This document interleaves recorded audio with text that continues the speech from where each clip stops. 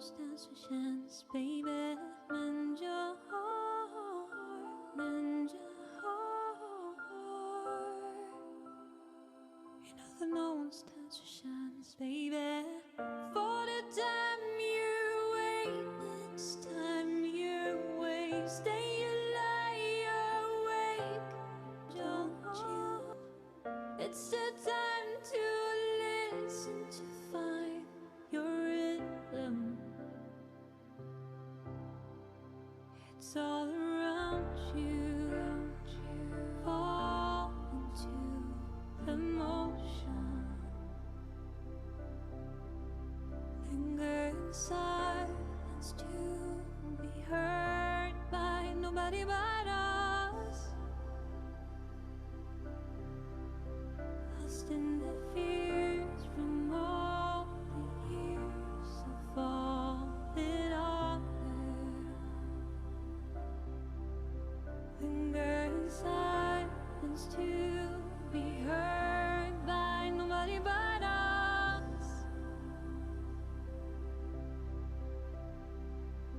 Lend your heart, lend your heart. You know that no one stands a chance, baby. Lend your heart, lend your heart. You know that no one stands a chance, baby. For the time you wait, it's time you waste. Stay you lie awake, don't you? It's the time to listen, to find your rhythm.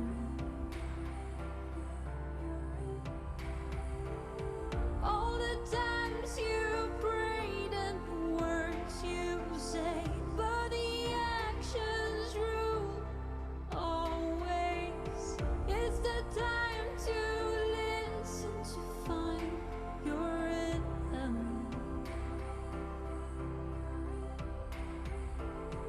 For the time you will for another thrill, for the love you feel, don't you?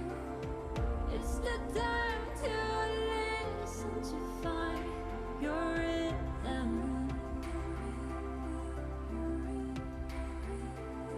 For the times you say for life they play, though the love will heal, won't you? It's the time to listen, to find your rhythm.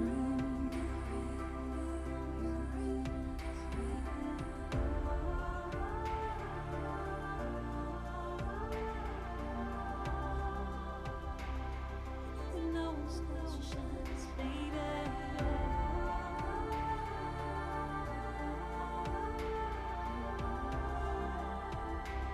You know that no one stands a chance, baby.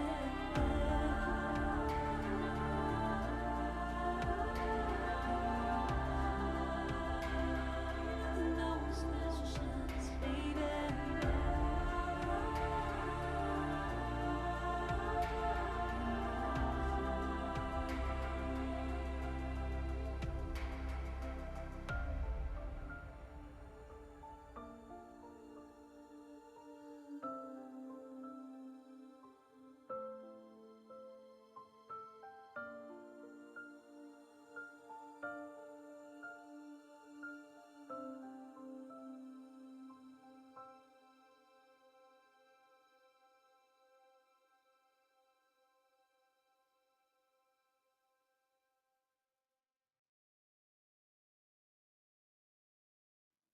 Where'd you go?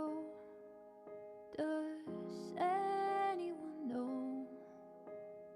In your sleep you say so many things. In between life and dreams, nothing ever is what it seems. I see you standing by his side, petrified, 'cause Welcome to Region 6 MTSS Summer Conference. Thank you for joining Trauma 101 Overview, Understanding Trauma and Its Impact, presented by Fabiana Becerra, who is a behavioral specialist here at Region 6 and a beloved friend. My name is Susan Brown, and I am part of the Region 6 Education Service Center team. I will serve as your moderator for this presentation. Next, be sure to participate in the interactive features provided within this platform. You can post questions during the presentation, and I will ask Fabiana to respond at the end of each section of her presentation. In addition, you can vote questions to the top of the list by clicking the up arrow to the right of the question. Finally, we have social media sharing provided within this platform. Use hashtag ESC6MTSS21 and follow the conference conversation. If you need help or technical assistance, you can visit the help desk indicated by the question mark in the side navigation menu. Fabiana, without further ado, it is my pleasure and good luck. Thank you. You know, everyone, it's really a pleasure to be here, but it's also a lot of excitement because the topic that we are about to embark on is a very difficult one for some. It's a very real one for many, and it's also very complex. And so my biggest disclaimer today is that I will disappoint you. In 45 minutes, I will not be able to cover all that this training entitled. So I want to just invite you to a teaser into a fantastic training module that myself and 4 other wonderful colleagues here at the SE6 can provide to you, to your team, given that we have at least a full day to present. So with that being said, I'm going to move on to sharing my screen with you.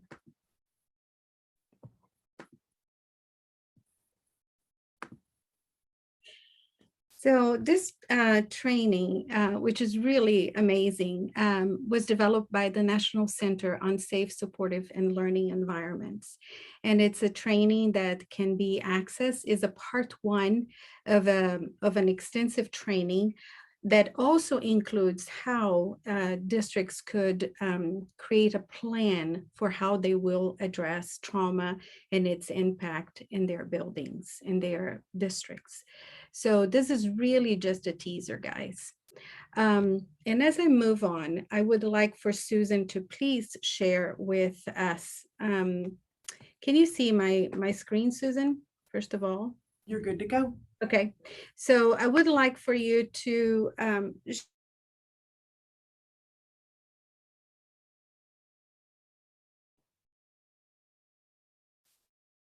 Fabiana, we're frozen. That are helpful.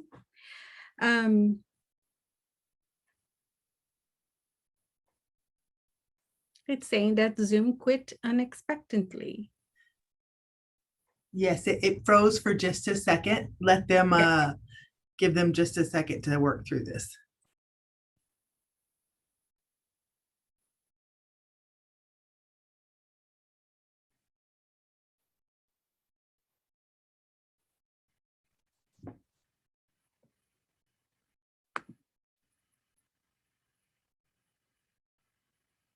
Okay, so we are going to continue. I apologize. I would like for you to show that, Susan, because one of the reasons why we're here is because we have some legal mandates about trauma-informed care policies in Texas. And so one of the sites that you will see in there is a link to the Texas Public State Law. And there's a few other sites that will be helpful to you as you consider this training for your district and the reasons why. Another thing that I would like to share is that today we're going to talk about something that impacts most of us. However, some of us may have been exposed to trauma that is more chronic, more present in our lives today. And so I would like to make sure that you know that if If we touch on something that is difficult for you, please take a break. Please take care of yourself. As a presenter, it's difficult not having an ability to gaze at the audience and see how you're thinking and feeling, perhaps. So please feel free. The training as a whole consists of 4 parts. One is what is trauma and who is affected. The part 2 is how does the stress response system work? What is the impact of exposure to trauma, and what does this mean for schools? I must say that there's a number of activities that we won't be able to do today. So we will talk about understanding trauma in a broad and inclusive way, hopefully. We are going to learn how the brain and the body responds to stress and trauma. And I'm not a neurologist, so it will be a very simple presentation. We will recognize the effects of trauma on students, staff, and schools. And actually, this training also includes some about parents. And then apply trauma knowledge to your daily work. And without the activities, that part is the one that I'm not so sure we will do as well as we could had we had more time. And so, what is trauma and who is affected, right? What is the definition that we are going to be using? What types of trauma it is? And what kind of prevalence do we know exists in childhood trauma? And that is not even considering the impact of the pandemic in all of us.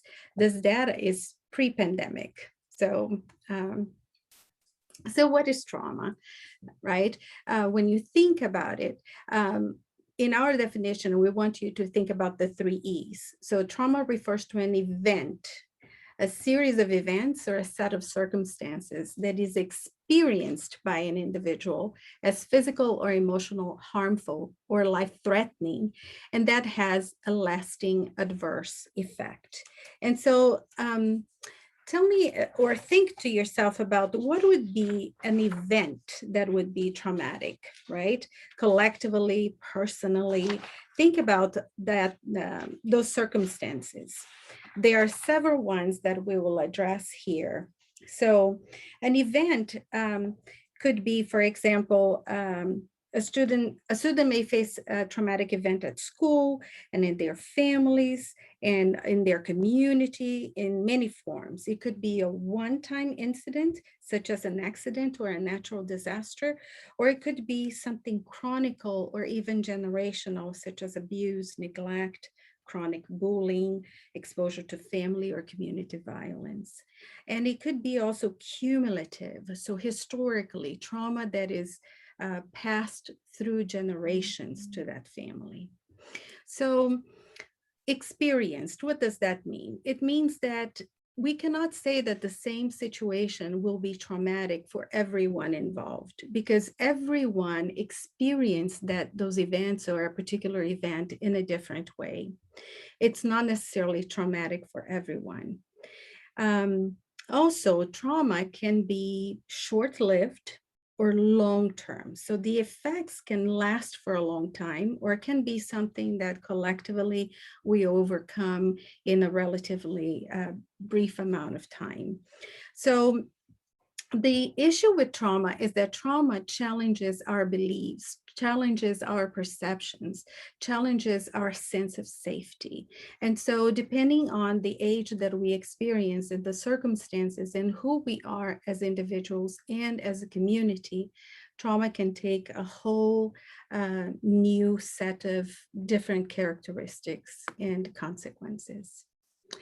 So some of the types of trauma that if we had a longer time to present, we would be sharing some videos with you and having discussions about natural disasters, human-caused disasters, community violence, school violence. Unfortunately, we've had quite a few of those. Family trauma, medical trauma, poverty and its impact, historical trauma, racial trauma, refugee and immigrant trauma.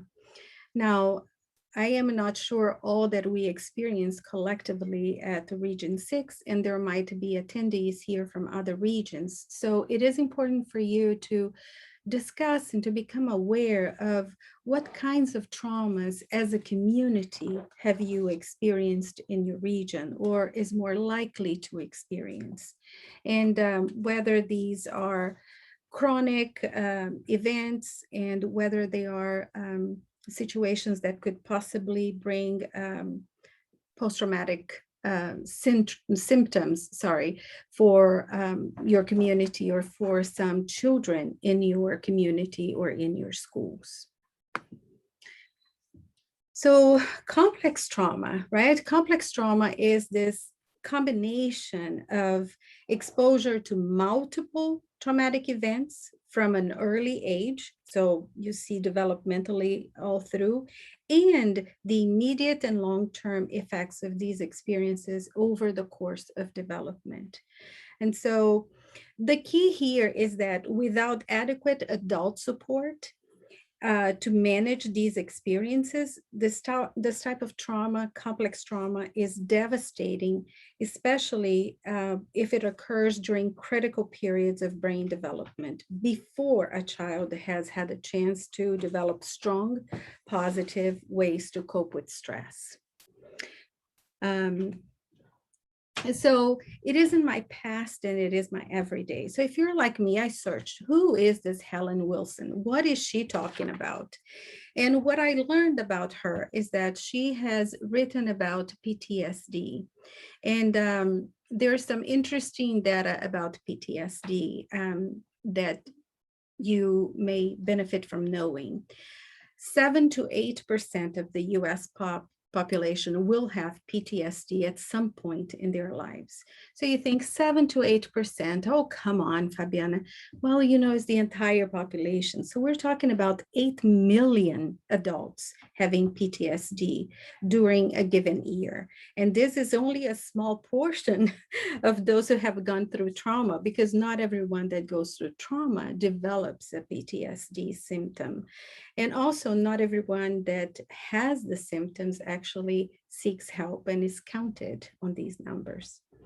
Another interesting thing about PTSD is that 10% of those are women compared to 4% being male. So there could be a number of reasons to explain that. Sometimes men are more reluctant to seek mental health services, but whatever it is, these are the numbers.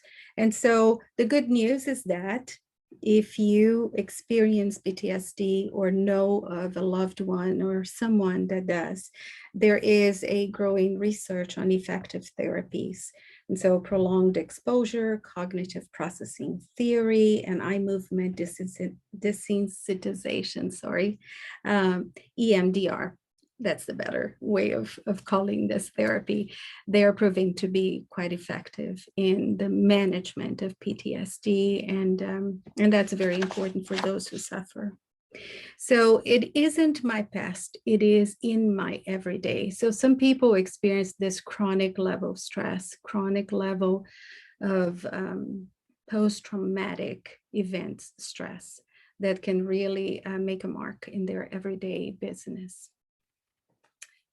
of living. So you probably have seen this before. This is just a very short visual reference to the ACE studies. Why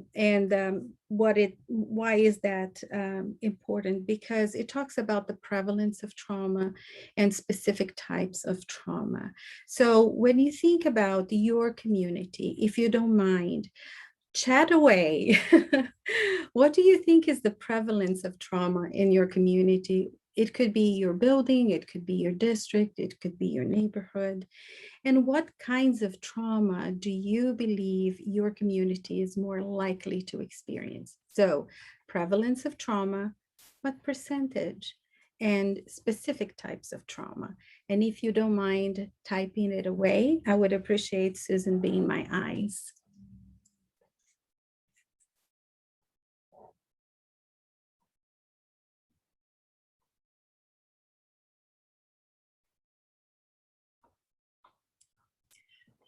Fabiana, nobody has posted anything yet, but it may take them just a minute. Okay, so while they're doing this, I'm going to try to summarize this very visually busy slide. Um, in the United States, 2 out of 3 children were exposed to violence in the past year. And this again is pre-pandemic. 50% were report more than one form of victimization. So out of these 2 out of 3 children experience more than one type of trauma. 1 in 6 report 6 or more exposures to violence. There's a lifetime rate of physical assault, and they are 56% for boys and 47% for girls. The lifetime rates of witnessing violence are 39% for boys and 38% for girls. So it's pretty even. Lifetime rates of maltreatment are at 25% for boys and girls. So again, and so according to the ACE study, 1 in 5 adults report 3 or more adverse experiences as children. And so the more adverse experiences you live, the more likely you are to encounter developmental difficulties that may impact your life in terms of your physical health, your relationships, your ability to work or to sustain a work, complete schooling, and so on. So there are some short-term and long-term consequences of that are just really devastating for the person, for the family, and the community. So again, think about these contexts that are relevant to your school, to your district, and to your community, and consider the prevalence and the specific types of trauma that your community is more likely to live. Any notes, Susan?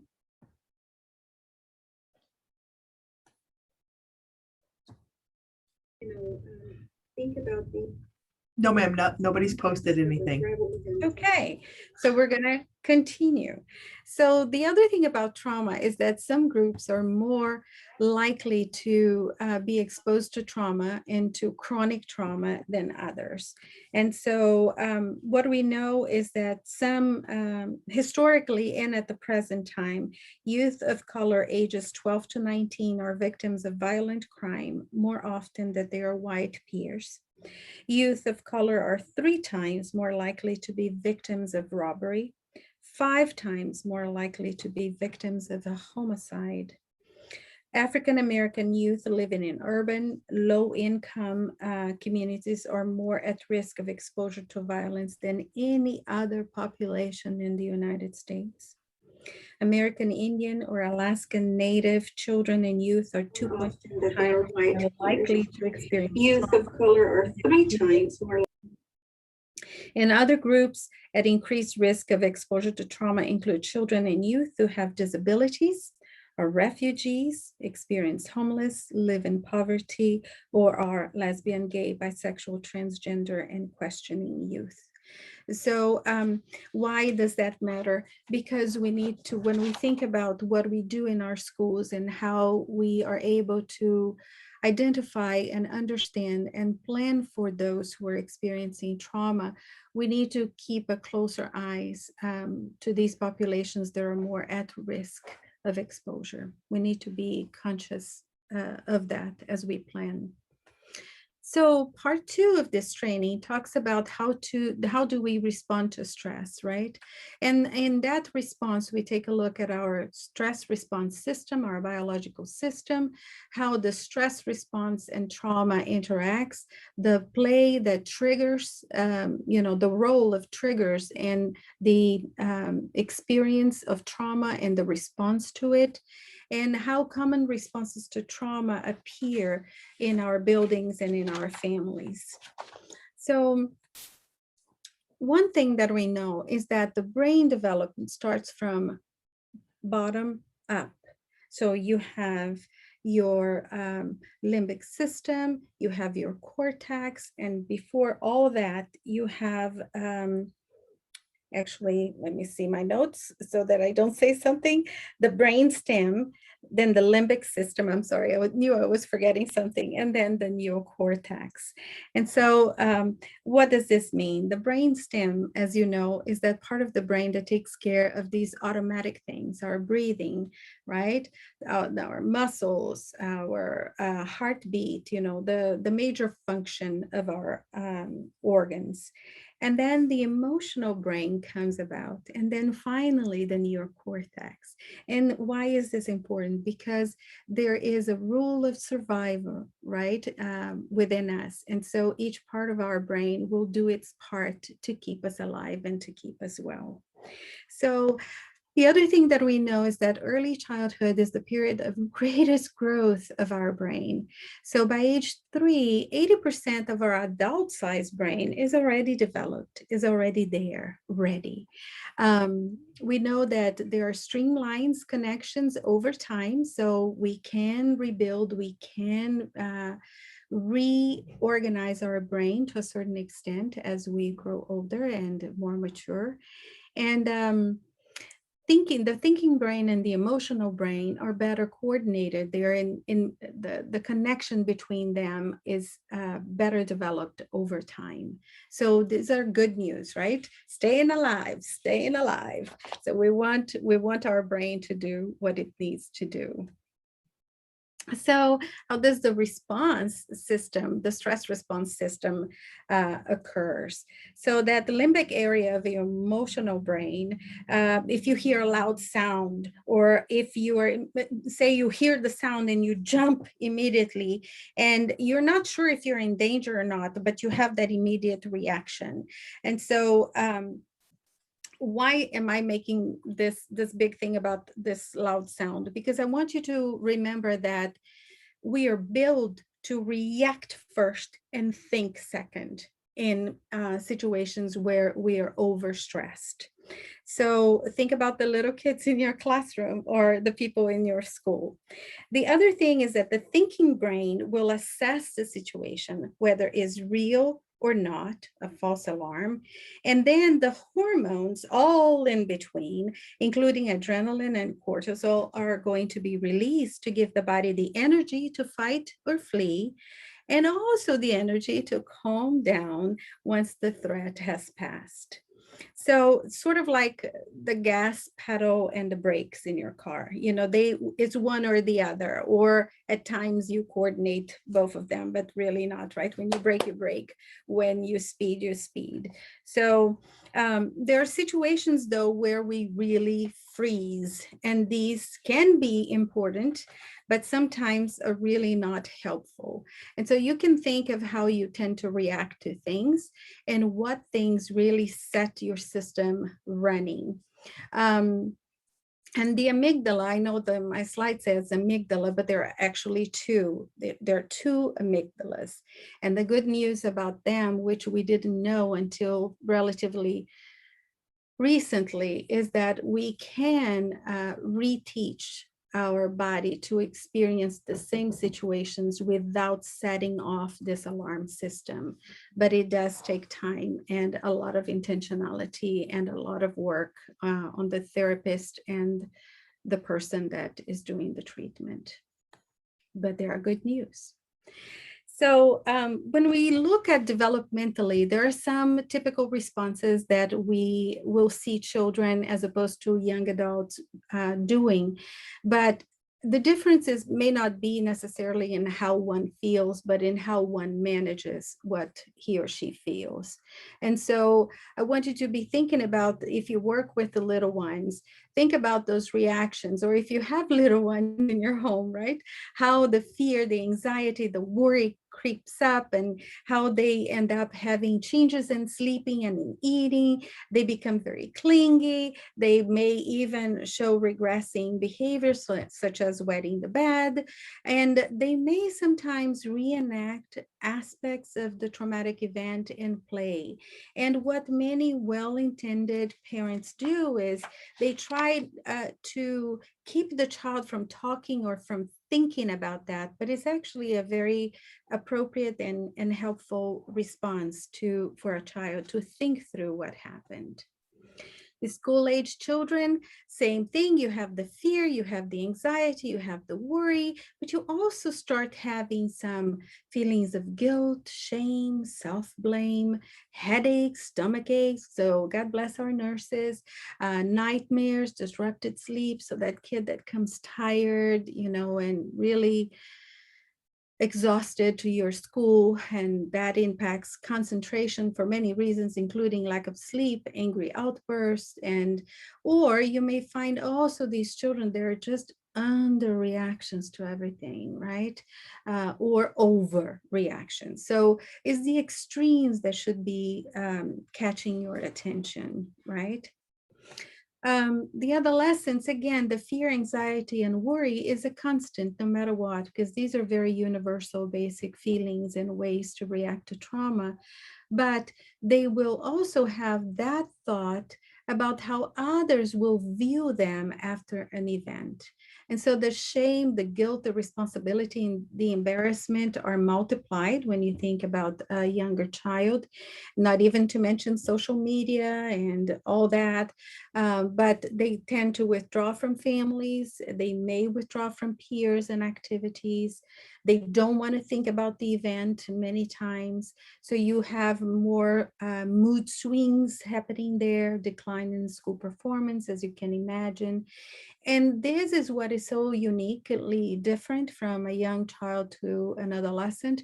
There's an increase in risk-taking behaviors such as alcohol, drug use, sexual behaviors, fights, and self-harm.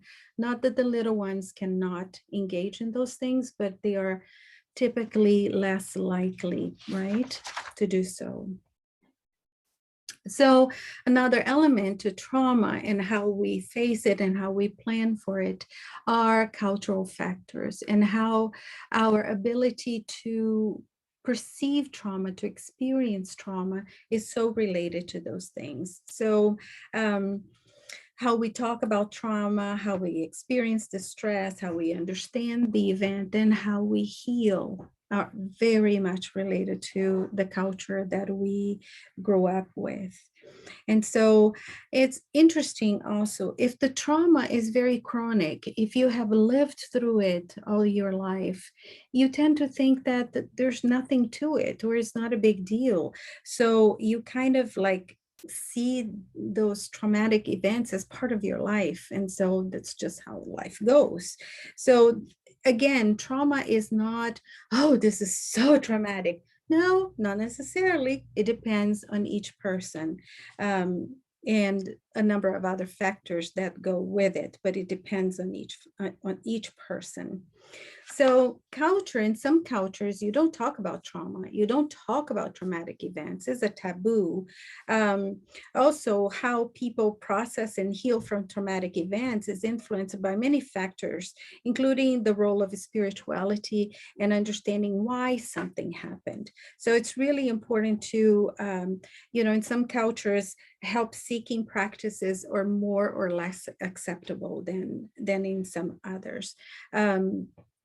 I remember working with some Asian families and some African-American families, Hispanic families, and seeing how each one of these cultures had such a unique way, at least in my perception, to address the same situation. I was in a very diverse school for 11 years, and it was very interesting. By the time, after a few situations, I could almost predict how some families in our community would react to some events, and it's very interesting if you have a chance to see that yourself. And in the beginning, I did not understand that it was that, but going to home visits, having some social experiences, going even to churches because we lost some students, and a series of events that called my attention to it. And so it's in the books now. It is true. So be sensitive to that, if I may. Also triggers. So triggers, think of triggers as reminders of past traumatic events. So it could be something as simple as a perfume. So you're not even aware that the perfume you are wearing may be a trigger to a student, to a coworker.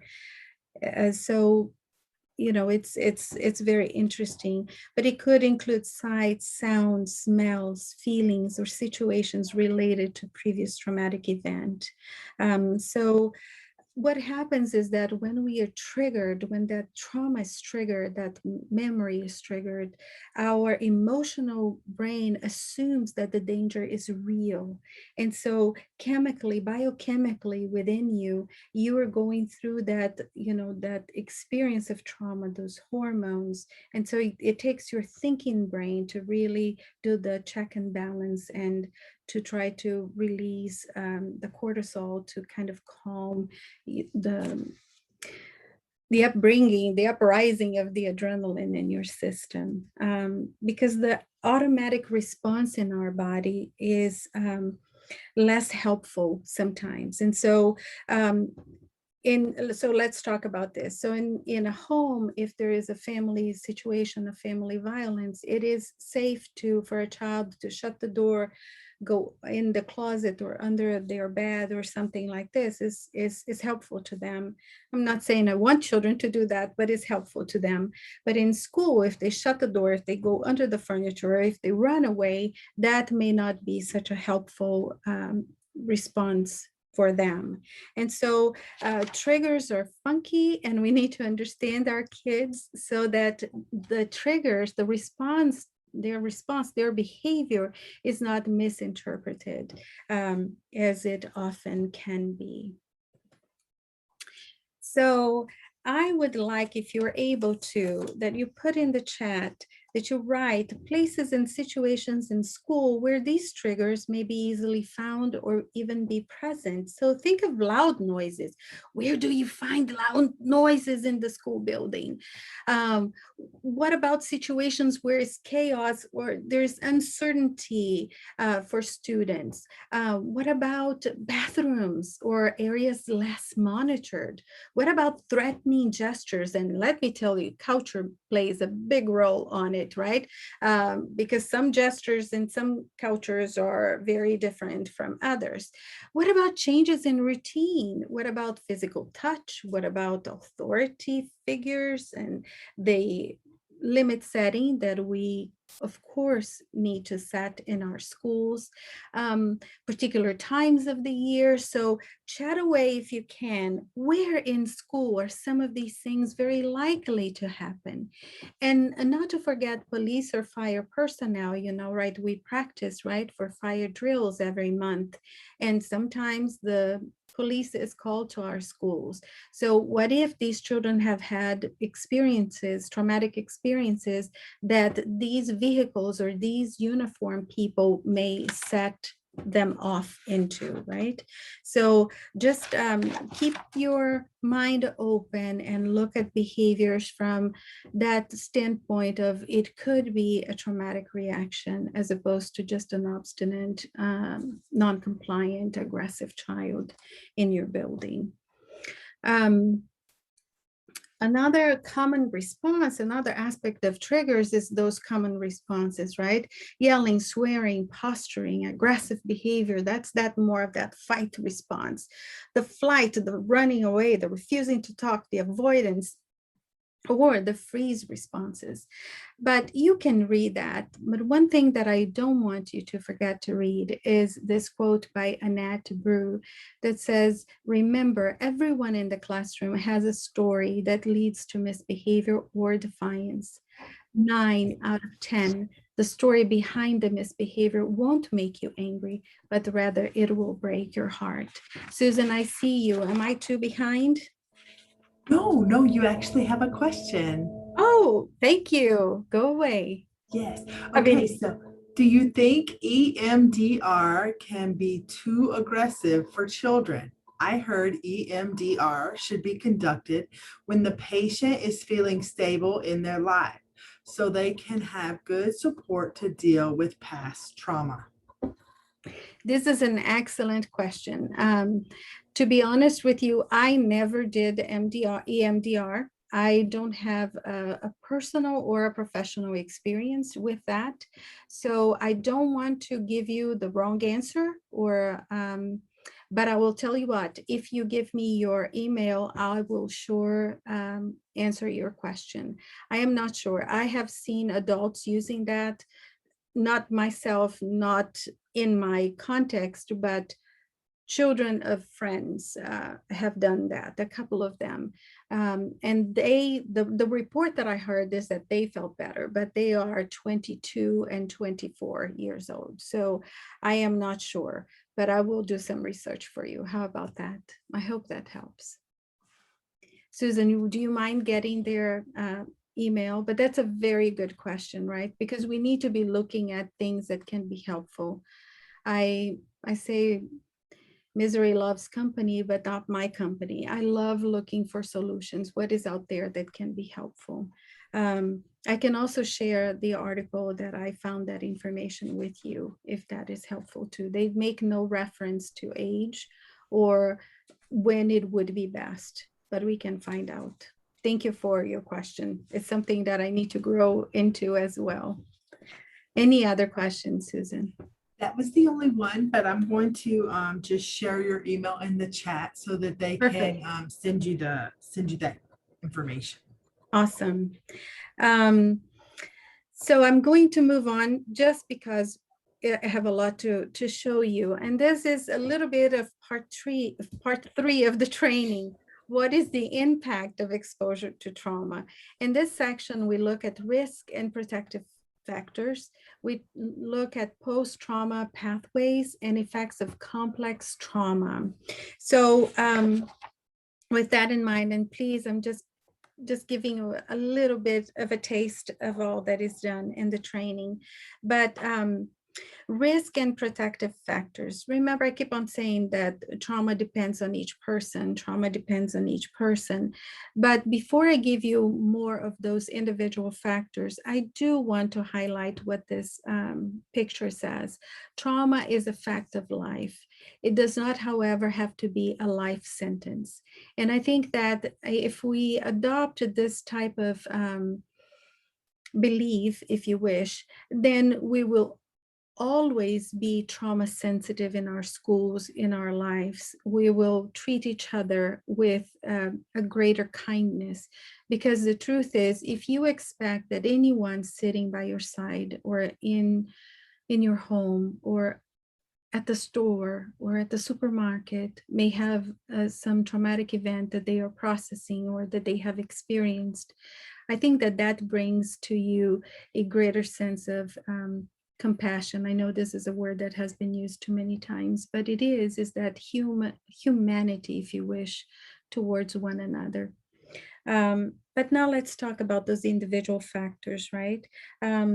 So biological characteristics, family, relationships, cultural belief systems, social support networks, that is so big. And there is where we are. We are the schools, we are the community that these children experience. And so we can be agents of healing. We can also be agents of hurt. But that is a lot of the individual factors and also in conjunction, the environmental factors, because even though the school is separate from the individual body, that individual body is within that context. And so is that nature versus, what is it? Nature versus, what is it, Susan, that's saying Nature versus nurture. Nurture, yay. Thank you, Susan. I knew you would have the word I needed. So risk and protective factors go like this, right? The individual in more detail. You have the history of previous exposure to trauma. You have the issue of age of exposure. So a 2-year-old versus a 14-year-old may be a big different situation. Gender, your cognitive ability. So how are you going to process that? Your sense of self-efficacy. So do you have any internalized sense of control, of responsibility, of being able to manage yourself or that situation as best as you can? And then biological factors. So one of the things that I think is biological factors could be something as simple as diabetes and how that impact your mood, your energy level. So it could be that, or it could be other things that are more complicated for my expertise, but there's a number of things that go into that. Also, as a biological factor, a point that I forgot to mention is also your ability to self-regulate, right? Some of us are able to self-soothe better than others. Some of us are able to self-regulate our impulses better than others. And all of that is somewhat biologically set up within our systems, right? So these are just some of the individual factors. And the truth is, we don't always know the history of exposure to trauma, or how a child really thinks and feels about this sense of self-efficacy. Sometimes we don't even assess that. So some of the risk and protective factors in the environment are the nature of the traumatic event, the proximity of the traumatic event, culture and ethnicity. And so by proximity, the closer and more direct exposure you have, the more intense your post-trauma response tends to be. The nature of the traumatic event, massive issues like mass violence, human-made traumas tend to have a greater negative impact. So the bigger, the larger, right? The closer, the deeper.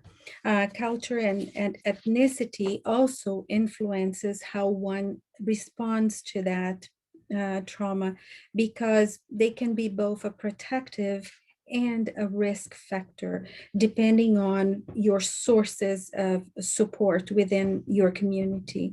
So what is important to recognize in this culture and ethnicity, though, is that there are some communities that have experienced trauma historically, and so they can have a more collective sense of the trauma and of that experience. And we are very much made aware as a country, as a nation, of some of these issues that have risen up in the last year. But these issues are not new. They have been there. It's so that collectively, and with the pandemic and everything that happened to all of us in the last year and a half, some of these issues have become more visible and more evident. The level of social support, though, is potentially one of the strongest protective factors in the face of trauma. So yes, teachers make a difference, principals make a difference, counselors make a difference. By golly, bus drivers make a difference. You know, people that are positive and healthy in the lives of children that are present. Another aspect is the quality, of course, of the parent-child relationships, whether the parent has a history of mental health or trauma. And you know, the more secure those social attachments are, the more a child can be buffered in case of situations of great stress.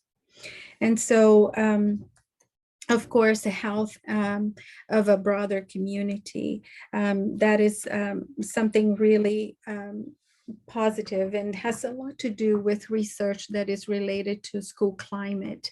So the more positive, the more encouraging, the more accepting, the more forgiving a community is, greater are the chances that a child will develop, or that adult facing a traumatic event will have more support and more ability to overcome. So it can be a very protective factor as well, because it's all based on what? Relationships.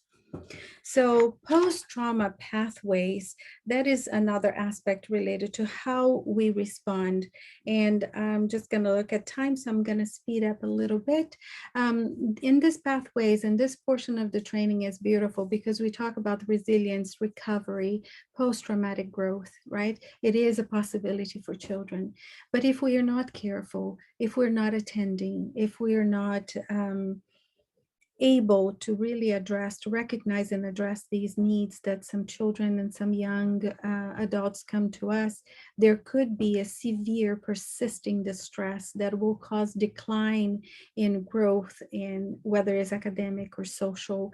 And there can be also, unfortunately, stable, so they not only they use maladaptive functioning ways, but it becomes their norm, and which can be very destructive to a child, to a community.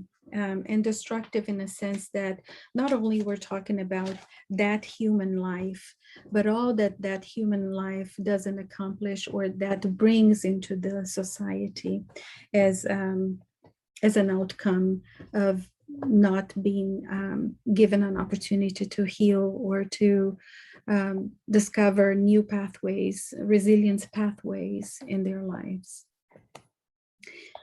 I know I'm going very fast and I'm not addressing a lot of cool things, but again, this is a teaser for you. Childhood trauma, so effects of complex trauma. So once again, the larger the trauma, the more events, traumatic events we experienced, more likely across a pathway and without the support that we need, it's very likely that we are going to have those factors in this slide that may lead to early death. And that comes also from the ACEs study. So the more adverse childhood you experience or someone experiences, the more disruption there will be in your neurodevelopment. The more impaired your social, emotional, and cognitive skills might be, which may lead you to adopting high-risk behaviors such as drugs, early sex, unprotected sex, situations in which you are at a risk of your life or maybe of committing crimes which will impact your life. Also, with that adoption of high-risk behaviors, there might be disease or disability and social problems, and you may end up dying younger than you could had these things not piled up one on top of the other. So trauma is everybody's business. And this is what may happen, the areas that are affected, the relationships, the emotional regulation, the self-concept, and future orientation. So any idea of future may be completely disrupted. The behavior, the day-to-day behavior, the cognition, and even dissociation. So you have someone that, in order to survive, had to detach himself or herself from the society, from the family, from life as a whole. So that means that what you can see in the schools is that the youth may struggle with behavioral issues. So they may appear more aggressive, defensive, disconnected in response to trauma triggers and engage in those risky behaviors. So the youth struggling with dissociation, for example, they may disconnect from the present moment to manage overwhelming internal states. And this may look like a lack of emotion or daydreaming. The constant use of dissociation to cope with trauma can lead to difficulties engaging in learning tasks and relationship building in the present. So short story, fifth grader comes to me supposedly due to a learning disability. And as I test him, I don't see that. But even before that, when we were just interviewing, I did a long interview with him. He seems to be pretty cool and collected until we start talking about family and relationships in general. I find this little boy who was otherwise looking cool and collected under my desk. And that is when somehow he went to that place where when his father was beating his mother, he would hide under the bed and cry and feel guilt and shame for not protecting his mother. And oftentimes when he was at school, he told me he would be worried about whether or not he would find his mother alive when he would go back home. And thus, thus the quote unquote learning disability. He could just not concentrate. So, which of course is not a learning disability, but it looked like that because he was inattentive, he was not completing assignments and so on. So it led to a whole village to intervene, including social work and counselor and all the good people that we have in the schools or that we can find locally if needed be. So, you know, children leave a mark on us, right? Every day. So what does this mean to schools? And what it means to school is basically that as you think of tiers of intervention, trauma-sensitive schools should be a universal response because anyone and everyone could be living through trauma. And the second part to that is that impact of trauma on students, parents, staff, and schools. So we need to be alert to that. And by all means, this is such a very, very poor teaser of this section, because in this section, we actually do a lot of activities for us to think through what we could do in our everyday life as a teacher, as an administrator, as a policymaker in the districts. But I will give you a teaser. We talk about the impact of trauma on students.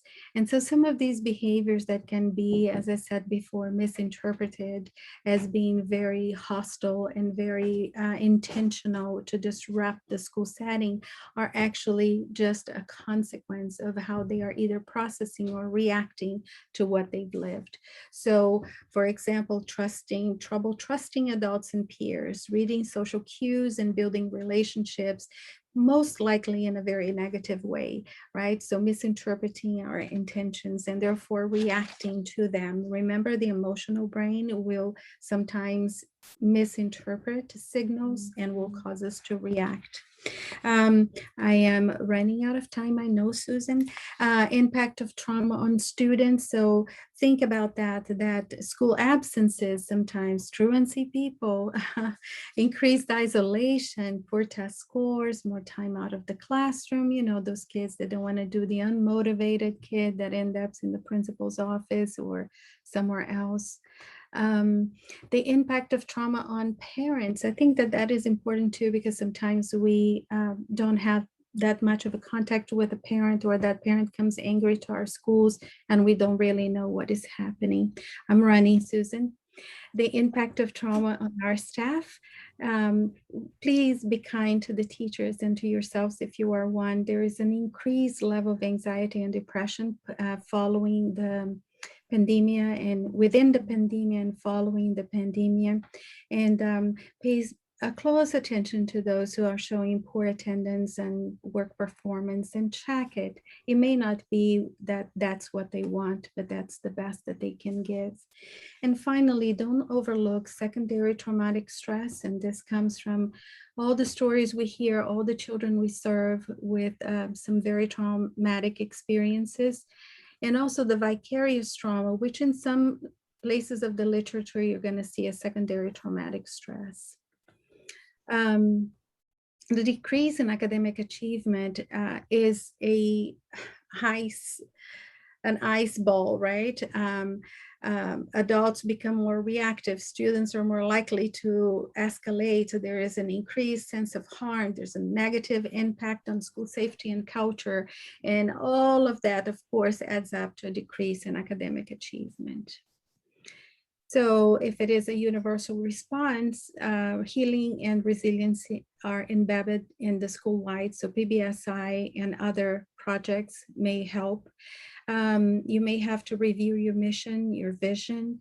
You may have to really look at all these populations within your school that are less likely or more likely to be victimized, and a lot of partnerships with community organizations.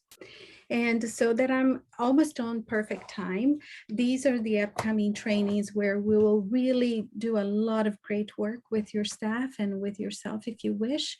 October 4, these trainings are free.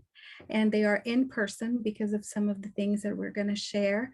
And there will be also a trauma summit too. So there's a 1 and a 2, one in October, one in November, and we can always come to your building for your own needs for free.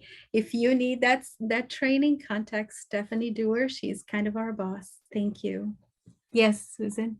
Many thanks, Fabiana, for giving us the latest research on impacts of trauma after such a traumatic year.